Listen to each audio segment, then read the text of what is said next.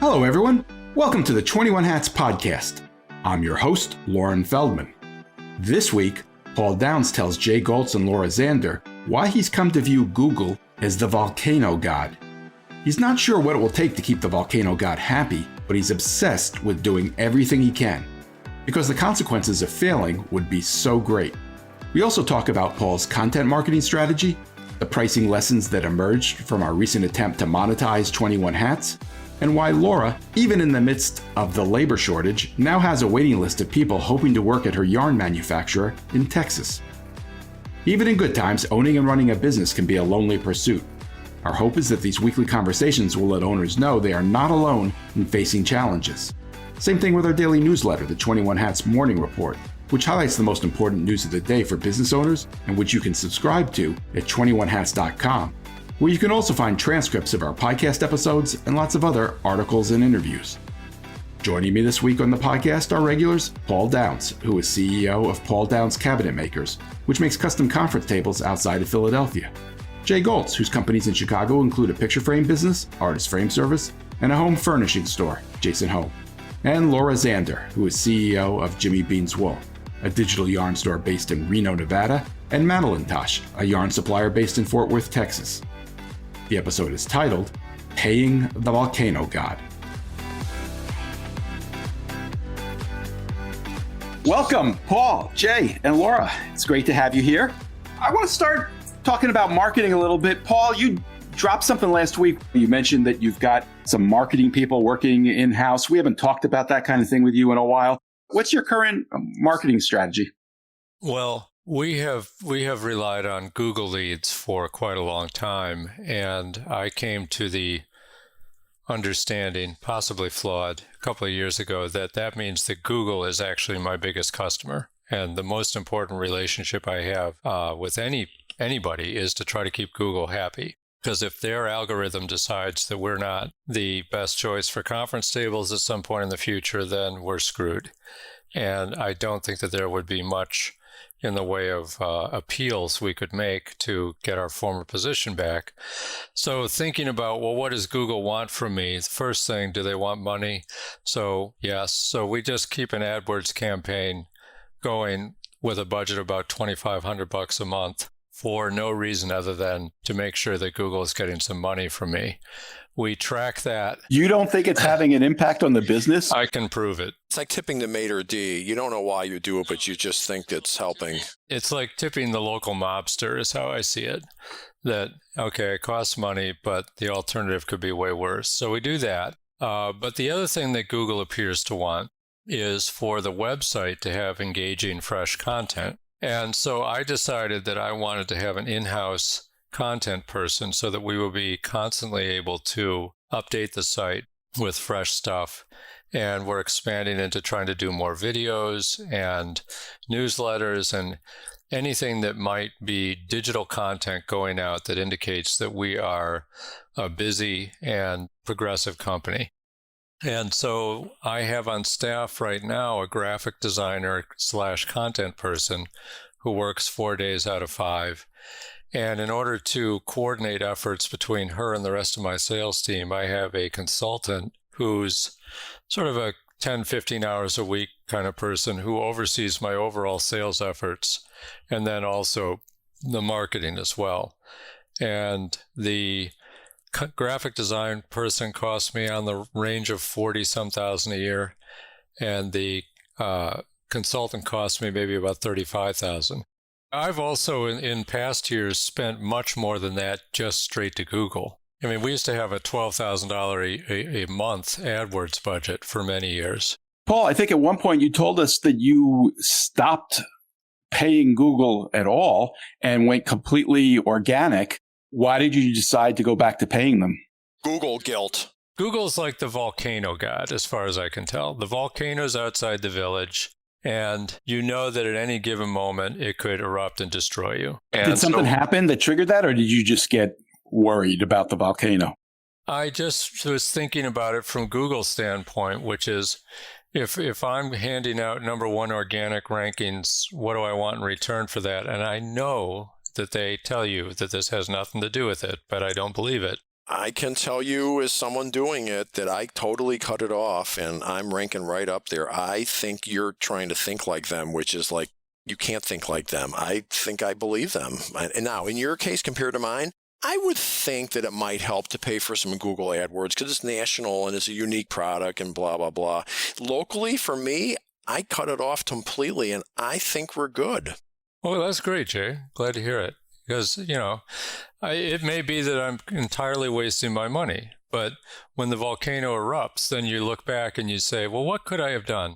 Do you have these guys that are working for you make sure that there are lots of inbound links from other websites and maybe everybody that you've done something for, they mention you somewhere and link back to your site? Like, do you guys go into that kind of SEO? We don't do backlinks. I don't think that that's all that important for us, and a lot of my clients won't do it. Okay. But what we do try to do is gather reviews. We've placed a huge emphasis on making sure that clients give us a Google review. That's another thing that I think Google is looking at to see whether a business is legit. We push people towards giving us reviews through Google. And we post those on the website as well as the Google, like whatever Google does internally. Now, that is an interesting subject because I went to a trade show and there was a company pitching a thing where you pay them money and they'll send an email to your customer saying, give us a review. And everybody that works for me, including me, was just really turned off by that. Now, I think in your case, you're selling an expensive product. I think it's perfectly reasonable and I wouldn't mind getting it. But, you're selling a frame job for $300. I just don't know that I want to start hassling customers because I don't like it when they do it to me. Well, we do it a slightly different way. We send a link to our clients that says, here, leave a review. And the link actually goes to an intermediate, this service I've hired, which will screen the reviews. And if there's something that's not 5-star, it gives us a chance to respond to it before it hits Google. And so it's just a little bit of a, watch out for the wackos out there. Because we did have one star review up from someone who apparently thought we were a local restaurant. And once it's up, you can't get rid of it. Would you reach out to the customer and say, hey, we noticed you gave us a 2-star review. Can we talk about it? I would do that if we got 2-star reviews. I mean, we haven't had one other than that mistaken one. And then in that case, it was like, well, what are you going to do? We actually got a review last week, which was a 4-star review, which in these days and age, it may as well be a big middle finger in your face. But if you read the review, the client was absolutely delighted with everything. So they said it was just that person didn't believe in giving 5 stars. So then we're like, okay, what are we going to do about that? And I thought about it. And then I thought, you know what? Nothing. I'm going to have to trust that people who read reviews are actually savvy at this point to what these reviews consist of. And aside from the number of stars, there was nothing wrong with the review. I wanted to ask you about your content creation. Content marketing is such a hot topic, has been for some time. I talk to people like William Vanderbloemen, for example, who've kind of built their company on it. And I also talk to people who think it's a total crock. What's your strategy and how has it worked for you? I don't think it's a total crock because I've seen, William's a good example, and I've seen a couple of other companies who are really good at content creation who have benefited from it. And so I'm trying to do that without really throwing resources at it. The companies that I've seen most successful with it, like William, put a lot of people on it so that there's a significant team producing content every day. Now, he has everybody in his company do it, is my understanding. The other companies that I've seen that have been successful, like one has about 100 and some employees right now, and they have a team of 5 who are full-time content creators doing nothing but making video content and Twitch streaming and doing a bunch of things. But that's a pretty significant budget and operation. And I'm trying to do it a little bit cheaper by just having one person. And the goal that we're trying to do is just explain to people what's happening in our workshop, because we do really cool stuff. It's hard to do. And I want to be able to show it better. Give us an example. What type of content, what do you show? Can I just interrupt for a sec? I'm confused. Like, I'm looking on Google right now and I look at custom conference tables and you're number one. Yeah. Like, organically, you're number one. From an ad standpoint, I think your ads, I think it makes a lot of sense from a user standpoint, because now I'm seeing you twice. Looks like it's you, Chagrin Valley, and then Poppin. But I see you twice. I see, from a branding standpoint, I'm seeing your website address once in the ad and then once organically. So from my perspective, whatever you're doing really well and you're doing right. Well, great. Good. Glad to hear it. You just cost someone a job now. He's going to go fire this person. Nice job. No, she's succeeding. That's the whole point. Exactly. I don't know about you, but spending $70,000 a year on the resources to do what you're doing, that doesn't seem cheap to me. Thank you. It's not. It's in line. Like, my overall marketing expenses tend to run 3% of revenues over the course of a year. And that's relatively low, right? Like, we shoot for about 5%. So it sounds like we should all be taking a lesson from you. That's for just the marketing, not the sales effort. Like, my sales team costs me more because they're on commission. Sure. And they're doing a kind of selling, which is not simple. So what we're trying to do with content is to explain to people why the stuff we do costs so much money, basically.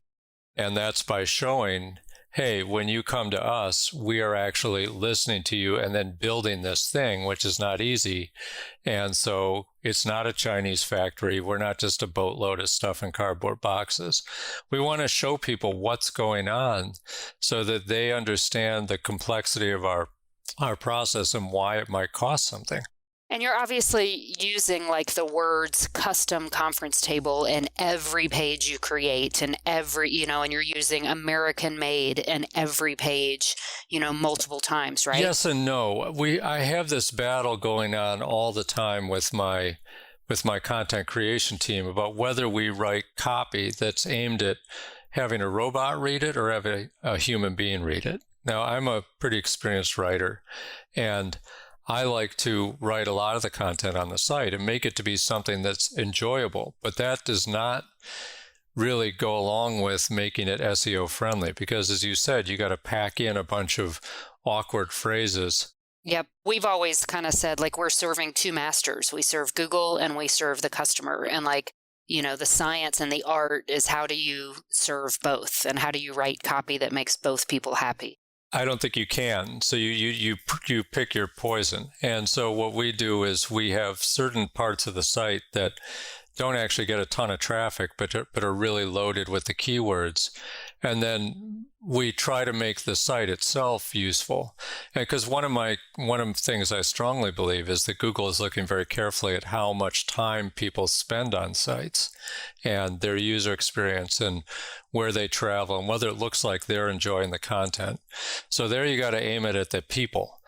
But just the straight robots, they need something to feast on too. So we've tried to design the site that has pockets of robot words and pockets of human words and put the proper pocket in front of the proper person. Paul, I'm on your website right now. I don't see where the content is. I see marketing copy about your beautiful tables, but I don't see a blog to click on. Or there is, but we don't have it up top, and it depends on, are you looking on a phone or on a desktop? I'm on a laptop. Okay. We have all the blog posts, and some of our blog posts are a lot of people read them, but we're not putting that in front of up top on the page, because the theory of the site is that someone is looking for a conference table. They're not looking for Paul Downs, they're looking for a table. So we want to put all the tables up top and just show them a million tables and get them to call us. And all the other kind of content where you have long descriptions, it's on there. We've experimented with making things like the blog more or less prominent, and we've just settled on what we've got at the moment. But I'm willing to listen to that feedback and think, okay, maybe we should make more of the content up top. I don't know. I mean, is it work? It seems like it's working. Well, that's another thing. You get what you get, and so you know that you're working with who calls you, but what you don't really know is who just turned around and went away for whatever reason. It's hard to pick that out. Well, you're looking at the metrics, right, of how many people come to your site and what your close rate is. Yeah. Do you know what that number is? The close rate on people who contact us is about 30%.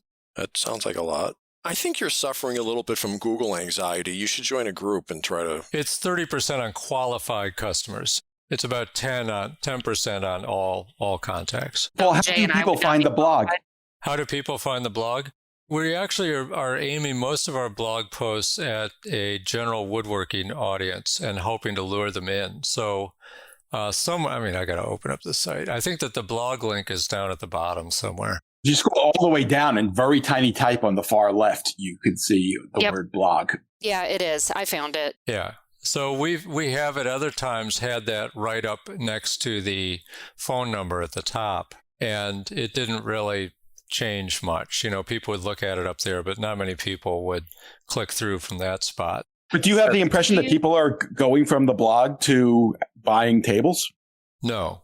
What they're doing is there's a couple of posts on the blog that got a lot of traffic. One in particular about buying slab tables or live edge tables, which are the sort of the stylish thing. And I wrote a series of blog posts about how you buy those slabs and what you should look for. And those have been really durable, popular content on general searches for live edge tables. But the number of people who want that and the number of people who want a boardroom table, the overlap's very small. But what we're doing is just like putting some content on the site that people like.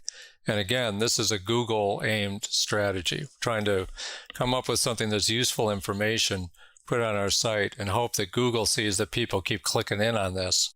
See, I got people that Google, believe it or not, framing wedding dresses, which was to everyone's surprise. And we do very, very, very few of them, but people like going to that site. So there is something to be said for having something that maybe people are interested in. It doesn't mean it's going to result in, it gets back to playing to the Google versus to the people, I guess. Yeah, and I also had some strong opinions about certain aspects of woodworking. I put them in the blog and then let people get all excited about what I said or didn't say. This reminds me a lot of an article that we probably all read a couple years ago about a guy who builds pools, right? And then all of the work that he would do, and all the articles he would write and the videos he would do. And, it's probably a relatively similar price point. I don't know, $20,000 to $50,000 or something. Well, he was so good at it, he ended up going he got rid of the pool business, and now he is a consultant, apparently. Oh, seriously? Yeah, Lauren, you know about it. You're talking about a guy named Marcus Sheridan, and it's a story that I edited for the New York Times. He was in the pool business, and he learned some interesting things. We published this, 10 years ago. He realized that nobody talked about the price of pools, and he decided he was going to do it. And he wrote a blog post, just put it on his site. That he didn't tweet it out, he didn't put it on LinkedIn, he didn't do any of that. He just put it on his site. And it shot to the top of Google rankings because nobody else was talking about price. And he didn't say exactly what they cost, but he gave enough information. He gave some round figures. And then he did something where he ranked all the best pool builders in his area in Richmond, Virginia, and he left his name off the list. He just put the top 5 and left his name off and figured that anybody who clicked on that would give him some credit for objectivity and check him out as well. And that did really well on rankings. We've run that same strategy for years of putting pricing up. And I used to have very explicit prices for every single table you saw on the website. That did become kind of unwieldy because people would invariably, someone would go to the site and click on the coolest table, and then they would see a number that was more than their house, and they would be like, oh, this isn't for me. So we just have general pricing information now, but none of my competitors put pricing up in a way that makes any sense. And that's a furniture industry thing. No, I think there's an opportunity there because nothing gets me more aggravated when I call a vendor for something, whatever, and you say, well, how much is it going to cost to do the sprinklers? Well, it depends. I go, well, you do this for a living. I don't. So I don't know whether this is $2,000 or $200,000. I have to believe you do know. So could you give me a range, a big range, like 50 to 100? Because it depends is not a great answer. We've got that conversation on our site right now, and we're the only people who put up any information, as far as I can know, about the big complicated tables. So, Laura, you mentioned a couple of other competitors who showed up when you Googled for custom table, and I'm familiar with those companies, and they're doing a different product. The things they do are considerably simpler than the things we do. So we do have to say it depends, but then we give you enough information without making the call to come up with some concept. But we really do need to talk to the client to give them a real estimate. We do it for framing. We say, a medium-sized picture, it's probably going to be anywhere between, $100 and $500, depending on, how extensive you get with it, because some people think that a framed picture is going to cost $40, and it's just not. So we're going to take a break here, and then we're going to come back and talk about pricing some more in the context of my efforts to turn 21 Hats into a sustainable business. We'll be right back. I'm here with Rob Levin, co-founder of Work Better Now, which provides businesses with highly talented virtual assistants. Rob, I've noticed that owners tend to have certain questions about virtual assistants. For example, what exactly can they do? Yeah, Lauren, we get this question all the time because people really know deep down that they need an assistant, but they're not exactly sure how it works and what they can do for them. I would say that our clients use our assistants in one of two ways. They will either use them, much like I've been using my assistant for the past 8 years, as an executive assistant, handling my calendar, which takes up so much time, email management, database, file management, personal tasks, creating documents for me. And then a lot of our clients basically operationalize our assistants. So we have assistants with titles like project manager, marketing associate, operations manager, and customer service representative. I think some owners worry they'll spend more time managing their assistant than it would have taken them just to do the tasks themselves. How do you respond to that? Right. This is a deadly trap, not only with assistants, but really with any employees, which is, I can do it faster myself. And the reality is you might be able to do it faster yourself. Of course, it's impossible to grow your business if you're doing everything yourself. I was very much of a similar mindset. What I did with my assistant is I basically told him what needs to be done and had them document it. I hate documenting tasks, but I know the processes are so important. Now we have a manual full of my tasks. I only had to tell him once that he can follow time and time again, and if he's out, somebody else can follow. And also think about it this way. If you're a business owner making something like, let's say, $200,000 a year, which is about $100 an hour, you're basically paying somebody to do administrative work at $100 an hour if you're doing these tasks yourself. That makes a lot of sense. What does it cost? The cost is $1,900 a month. And as you know, Lauren, we are offering 21 Hats readers and listeners $150 off per month for 3 months just by mentioning the word Lauren. There are no contracts. Also very important for people to know. Can you promise a return on that investment?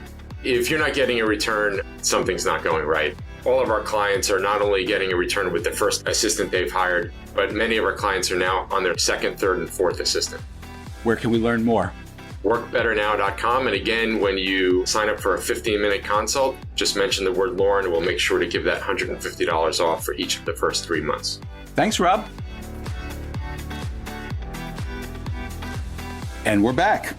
So, as all three of you know, I finally managed to introduce a plan for monetizing 21 Hats. I'm asking people to pay to be part of the community, and I offered two choices. For $140 a year, you can be a paid subscriber and get all of our content, including this podcast and the morning report. Or for $480 a year, you can be a founding member and get all of the content, plus an invite to a monthly mastermind session where you can connect with those other smart owners, talk about common issues, advise me on building 21 Hats, and hear guest speakers. Actually, there was a third option. You could also do nothing. And so far, that has proved to be quite the popular option, which is why I want to try to get some free advice from you guys. I'm a little bit surprised. I got more than I expected who signed up at the higher level and fewer than I expected at the paid subscriber lower level. And I'm wondering two things. One, did I price too high at that level? Or two, do I need to put up a paywall? Because I asked people to pay voluntarily. I said this is a test. I said that I'm asking you to pay. I'm testing this. If it doesn't work, I'll probably have to put up a paywall. Do you guys think I have to do that and compel people to, if they're going to read it? Well, the other option is maybe the 140 needs to be a little lower. What I'm curious of all the people that signed up, what percentage signed up at the 480 and what percentage signed up at the 140? It's actually about an equal number. A little bit more signed up at the lower level, but I was expecting a lot more to sign up at the lower level. Keep in mind, the higher level, they had to pay to get what you were offering. I think that might be the key point. There was some urgency there. I told people, number one, that I was going to limit the number of people who could be part of the founding member group. And if they wanted to do it, as you just said, they had to pay. There was no choice. So there was urgency. With the paid subscribers at the lower level, it was kind of the opposite of urgency. I said, you can pay me if you want, but you could also just keep reading it and you don't have to pay me. I think that it sounds to me as though the lower level offering, it's allowing you to figure out of the total basket of things you're offering, which ones are most attractive. So maybe the newsletter is not the thing that moves the needle, and the chance to get real help from people at a higher level is what moves the needle. I keep thinking of it as, as a Kickstarter or, the transparency of, can you please just contribute whatever? And here are the different levels, and making it super transparent that like, this is how many people have signed up. This is what my goal is. And kind of tapping into the competitive nature of all of us, that we want to hit a goal. We want to help you hit a goal. Well, Laura, I think it's interesting that you brought up Kickstarter, because I've been watching another company I do business with that's extremely adept at Kickstarters, and that whole aspect where everybody who's thinking about joining can see how many other people have joined is, I think, extremely powerful. And what they do is they have their Kickstarter, which is, hey, we're offering a thing, but if we get to a certain number of people who join to get that thing, then we're going to offer more options. They call them unlocks. And as more people go on, the total choice of things that they could possibly buy gets bigger. And then at the end of the Kickstarter campaign, then they figure out which choices have been unlocked, and they go back and they offer those choices to everybody. And there's a significant increase from the pledged revenue in the first round to the actual realized revenue in the second round. How much would people pay? Again, if you made it kind of transparent and there are the different levels, and one of the levels is an advertising level, right? Is the sponsor level. And you make that very clear that for $5,000 a year, not only do you get to be a member, but you also get, this, and this. But you could also, if you auctioned off, a dinner with Jay, so this level includes dinner with Jay, or this level. That's an interesting thought. I will say this, one of the nice aspects of this, by being open about it and talking about it, I have had a number of people reach out to me with interest in sponsoring both the newsletter and the podcast. So it has, created some interest there. But I like your ideas of, maybe creating some other kind of way to reward someone. Well, you kind of did, though. The 480, you are rewarding them. That's the point. But Laura's suggesting finding more ways to do that. Yes. Which is a good thought. Yep. Figure out what worked and keep going, and make it kind of a co-op. Like, we're all in this together, and how do we all support each other together? Let me ask you about the paywall. It's scary because you wonder, are people going to be willing to pay, or are they just going to go away? Will you be able to keep growing? Will you be able to attract new subscribers if there's a paywall up? All of that concerns me. One suggestion I got that I'm kind of intrigued by is that I put up the paywall, but I create a mechanism for referrals. So if there's a paywall up, if we create this referral mechanism, somebody can introduce me to someone they think, another CEO or business owner, someone they think should be getting the morning report or listening to the podcast, and I could give them 3 months free as a way to try it. Do you think people would do that kind of referral? For someone who's making a good living, I just have a hard time believing someone's going to go out of their way to go, to save $30, I'm going to go send this to my friend. Well, and I think it overcomplicates it. Can I throw out a different thought, which is that I think that one of the issues with the paywall for you, and this is just a problem that I don't know how you're going to address, is that a lot of the things you link to in the newsletter are behind a paywall themselves. So that when the Times was instituting a paywall, if you paid the money, you got to see everything on the Times. Whereas with the morning report, if you link to a Wall Street Journal article, well, it doesn't do me any good because I don't have the subscription. Yeah. Let me make the larger point, which is that we've struggled with the idea of a low-cost offering for years. And I constantly tell my sales team who are like, can't we just have some simple thing we can just sell in 2 minutes? And I was like, no, because then you're just competing with huge, well-funded operations that are always going to beat our brains out on that product. And I'm thinking that for you, the newsletter may be that, which is that you can't actually compete with the New York Times, the Wall Street Journal. You're aggregating that stuff, and that's fine. But your clients are starting to tell you with the subscription signups that your actual value proposition is in a much higher price, higher touch offering than just firing out a newsletter. And I think you just need to hear that and think about that. And you may come to whatever conclusion you want about that, but that's something that I see happening here that hasn't been addressed. Let me address that quickly. First of all, as far as your larger point, I think you're right on target with that. I mean, one of my goals with this was to test things and figure out what the business model should be. And I think you're absolutely right. The responses I got are pointing me in a slightly different direction than I expected. So I agree with you on that. Exactly. Yeah, I think that's a good thing. As far as the links in the morning report, that's a little bit complicated. I'm glad you brought it up because a lot of people have questions about that. It does frustrate a lot of people. Frustrates me. But here's the way I look at it, and I think it works for some. It doesn't work for everybody. First of all, the Wall Street Journal is not a good example because the Wall Street Journal is actually very kind about this. They've created something called a share link, which I always am careful to include when I link to them. And a share link means that they're making it possible for someone to share one of their stories with someone else. I include the share link, and that means if you click on a story that comes from the Wall Street Journal, you do get to go through it. So that's one of the reasons I link to the Wall Street Journal a lot, because even though they have a very solid paywall, they have created this one exception, and people can get through there. Can I just make a comment on that, which is a lot of people will check a link just by hovering on it before clicking it, because that's basic cybersecurity protocol. And if it says Wall Street Journal on it, I don't even bother because I assume I won't be able to see it. So that if you're linking into something that superficially looks like it would be behind a paywall, you'd be doing yourself and everybody else a favor if you said, this is not behind a paywall right in front of the link. I hadn't thought about people hovering and looking to see and then choosing not to. We're training every single one of my employees to always hover and check it, because of the prevalence of phishing attempts and cybersecurity threats. I've shied away from saying there's a paywall or there's not a paywall because it's not always black and white. For example, there are a lot of publications that have a paywall, but will let you have a certain number of clicks per month.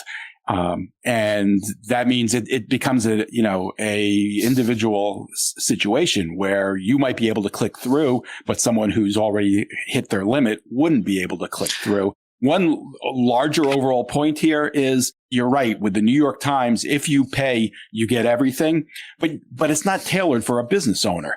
I'm providing all these stories in one place that are tailored for a business owner, and it saves people who are primarily interested in that kind of content time. They don't have to go looking for it. I do it for them.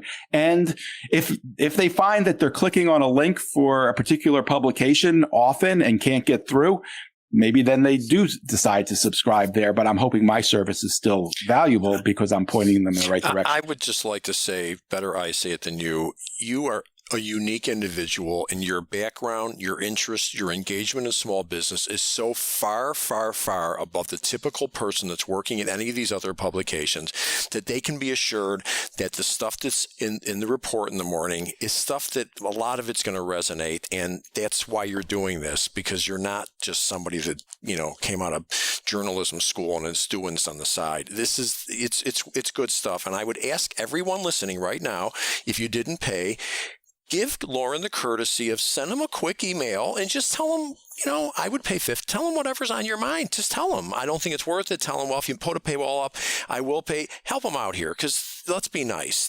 Before this turns into an NPR pledge drive, I think we've already crossed that line. I think we have crossed that line, haven't we? Thank all of you. I really appreciate it. This was really helpful. A lot for me to think about here. I want to hit a couple more things before we completely run out of time. Laura, you told us last week about your SBA loan approval. Everything going okay with that for buying your building in Reno?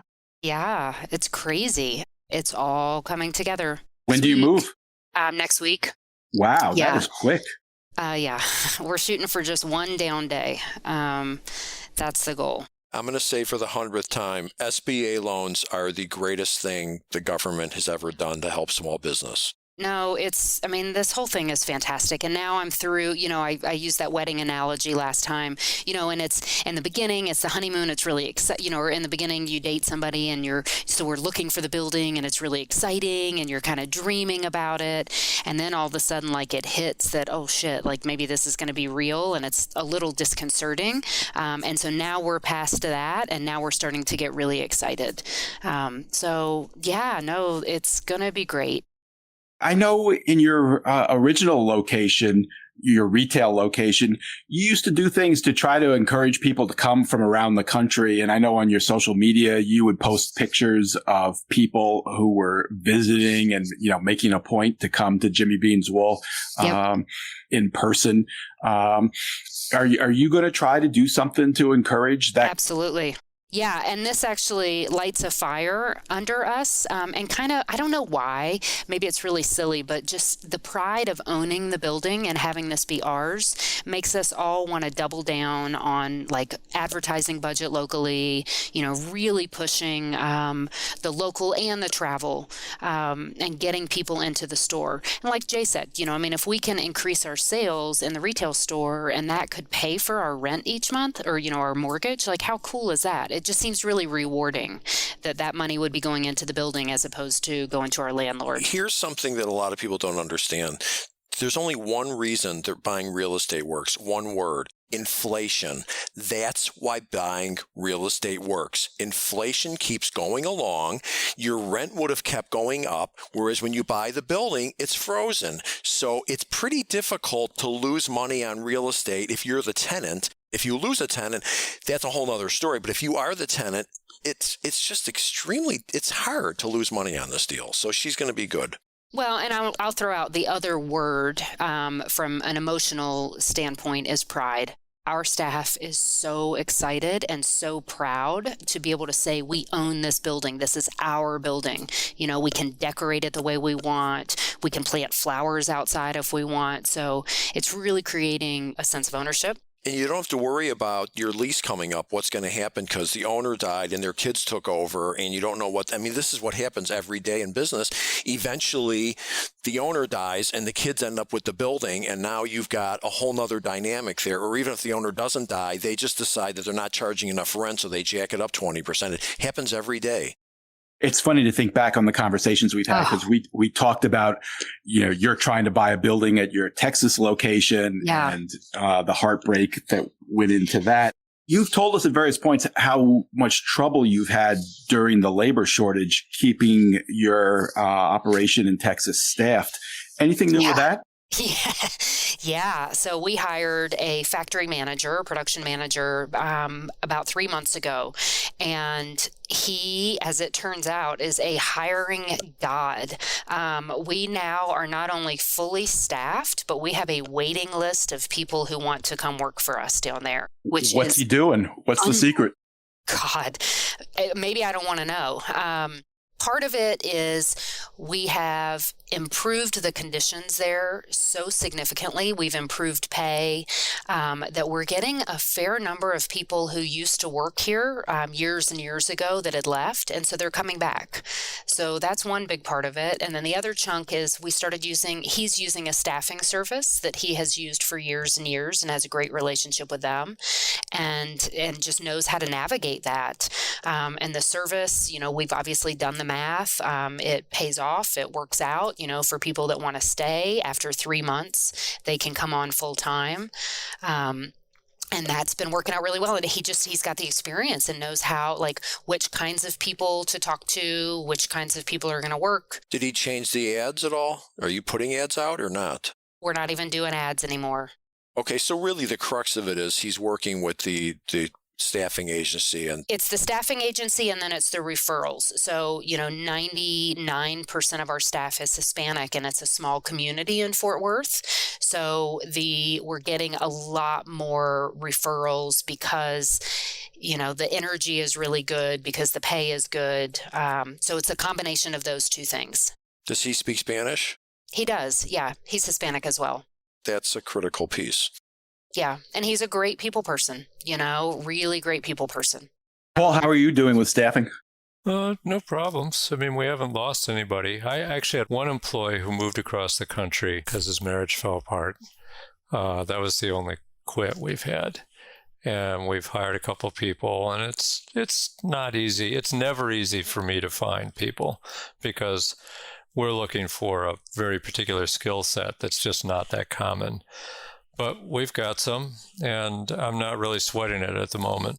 You told us a while back that you had developed the strategy of if you found somebody you wanted to hire, if they came into the office, you asked them how much they wanted to be paid, and then you offered them more to try to get them to sign on the spot. I mean, I haven't even tried to hire anybody since spring, but I would do that because I think that it shows, to me, the interview process is mostly about me trying to sell the company to an employee as opposed to vice versa. We have a set of tests that we give right at the beginning, and I kind of score every applicant before I make a phone call to them to have an interview. So I have an idea of who I want to go after. And if I'm going after somebody, I want to take them off the job market right there in my office, and then have the leisure of having hired them, if I think they have potential, to see how it turns out. And I haven't found any other way to do it in my industry because we need to hire people who have a certain amount of experience, but mostly potential, because what we do is so particular, and we will be training them. So we got to get them in to take a look at them. And I think that a lot of applicants are very surprised to hear someone say, hey, I'll offer you more if you'll say yes right now. And I've had pretty good success with that tactic. Interesting commentary on how the leverage has shifted from to the point where you're selling the employee more than the employee is trying to sell you. Jay, do you feel the same way? It's been difficult. We're doing okay. My question at the moment, since it's almost November, has anybody been going through budgets for next year? What are you doing about pay increases for next year? Because the Chicago Tribune yesterday or the day before said that the average company, from what they've seen, is doing 3% increases. And I'm just wondering whether you're dealing with that. I am not contemplating any automatic increases. Yeah, pay increases. We're actually doing another round of them next week. I mean, let's just be specific. Cost of living increases you're not changing your mind. Just someone's been there for years. Absolutely. Of course. I think people are given bigger raises than they did because inflation's higher. Yes, 100%. And then we're trying to figure out bonus stuff as well. That's an entire show I would like to devote to bonuses. That's just a very, very interesting, complicated, not simple conversation. That's a great idea. We're going to do that. But I think we're out of time today. My thanks, especially for the free advice, to Paul Downs, Jay Goltz, and Laura Zander. Really appreciate it. Wait, don't leave yet. If you have a question or a comment that you'd like the 21 Hats owners to address, send it to me by replying to your morning report or by email at lauren@21hats.com. That's LOREN@21hats.com. Do it now before you forget. And don't be afraid to tell Jay what you really think. He can take it. And if you got something out of this conversation, Help us reach more business owners. Tell a friend. Subscribe and review us wherever you get your podcasts. Follow us on Twitter. Subscribe to The Morning Report at 21hats.com. This episode was produced by Jess Thuberon, founder of Blank Word Productions. Okay, now you can leave. Thanks for listening, everyone.